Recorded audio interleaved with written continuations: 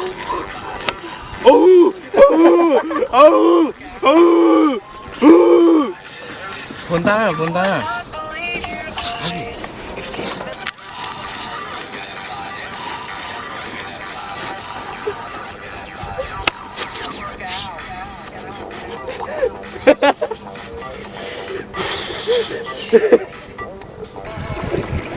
हामी कहाँ पो?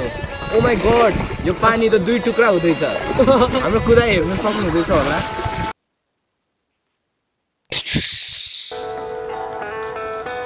Hi सबैजना, welcome back to Ronjan's vlog.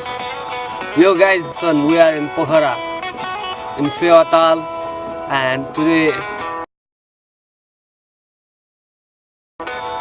we are with Subarna. नमस्कार सबै दर्शकबिनहरुलाई भर्खरैले भनेको चाहिँ नौटङ्की हो।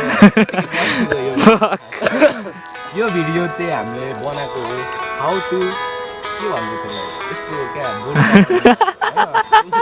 हामी आज तपाईहरुलाई बोट चलाउने ट्युटोरियल दिन्छौँ।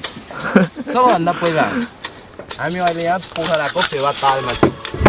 एकछिन तपाईहरुलाई म भन्दिम हामी अहिले यहाँ बोट चलाउने ट्युटोरियल गर्न लागेको हो तपाईहरुलाई हल्का रमाइलोको लागि हैन आर्टिफिसियल प्रोडक्सनको लागि। तर यो बोल्न थाल्यो भने बोले गर्छ त्यसैले अब एकैचोटि बोट कसरी चलाउने भन्ने कुरा चाहिँ सिकाउँछ है त तपाईहरुलाई। जस्तो कि तपाईहरुले हेर्नुहुँदैछ यो पानीको गहिराई कति चाहिँ एक्ज्याक्ट थाहा भएन तर डुब्छौँ हामीहरू क्या।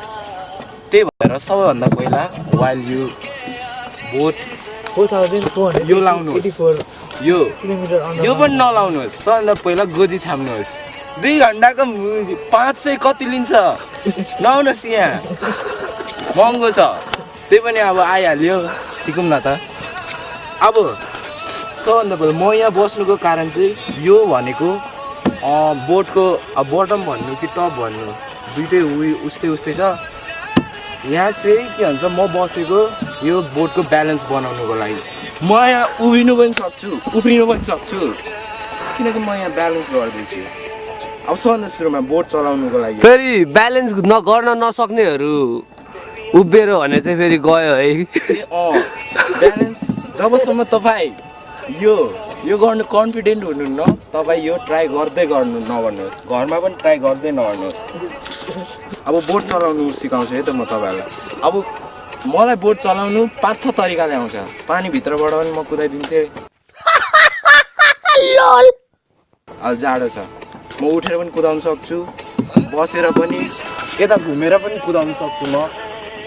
अनि अर्को बोटले ठेल्ने पनि कुदाउन सक्छु। अब तपाईले सुरुमा के भन्छ यसलाई चलाउने भन्ने नि। अब यो छ नि के भन्छ सानो डाडु जस्तो, यसलाई हामीले एक हातले यहाँ समात्ने हेर्नु सबैले टपमा टप हो कि टपमा, अनि एउटा चाहिँ मिडमा, धेरै तल पनि होइन बिचमा। अनि अब हामीलाई कुन डाइरेक्सन जानु छ, यो डाइरेक्सन जानु छ भने हामीले यो हो यसरी हाल्ने, यसरी गर्ने अनि यसरी तान्ने। हेर्नुभयो तपाईँले बोट हल्लियो हल्लेन किनकि यो गलत तरिका हो। सही तरिका भनेको यसलाई यसरी लाइक दिस है, like this, like this, not like this. यसरी होइन यसरी like him do just like this. यसरी गऱ्यो भने पानीलाई चिर्दै जान्छ क्या, पानीले चिर्दै जान्छ। फ्ल्याट सर्फेस हुनुको कारणले यो पानीमा गरिन्छ पनि क्या। अब म बोट कुदाएर देखाउँछु ल, म पनि हेल्प गरिदिन्छु। अब यो हामी यसरी पछाडितिर हेर्नुहोस्, मैले धेरै पावर नै लाउनु परेको छैन। यो मेरो फुल क्रम हो, यो मेरो एफर्ट हो। Just like this, pull back. हामी कहाँ पो? ओ माई गॉड, यो पानी त 2 टुक्रा हुँदैछ। हाम्रो कुदाइ हेर्न सक्नुहुँदैछ होला। अब म उठेर कुदाउँछु।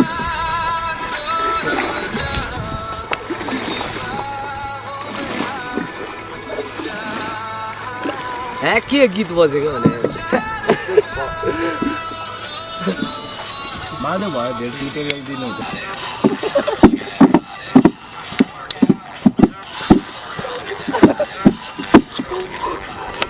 Oh! Oh!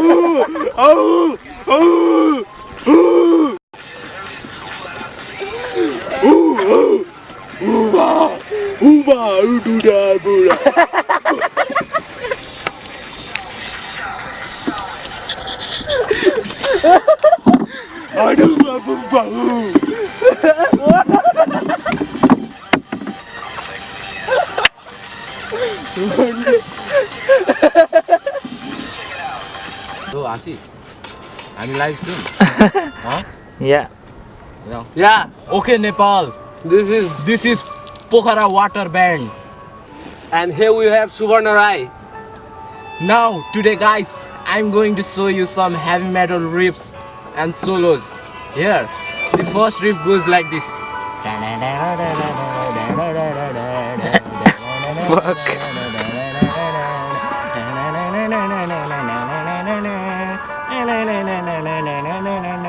Down, down. Down, down. Heavy metal! Dang, dang, dang! Heavy metal! Dang, dang, dang!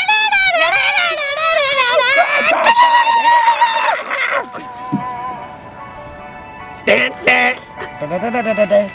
Dan, dan. No.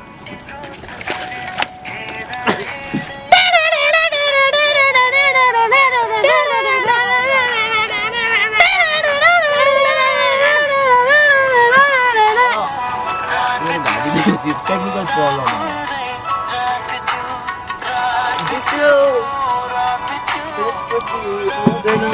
Thank you, bro. This was from here. हामी राम्रो लाग्यौँ भने बहिनीहरूको नम्बर पठाइदिनु सब्सक्राइब गर्नु, लाइक गर्नु. अरू ब्लगहरू पनि आउँछ बिस्तारै बिस्तारै. मुभी पनि आउँदैछ नयाँ हैन. ल. बाई. Take care. हावा बोल्दिरहेको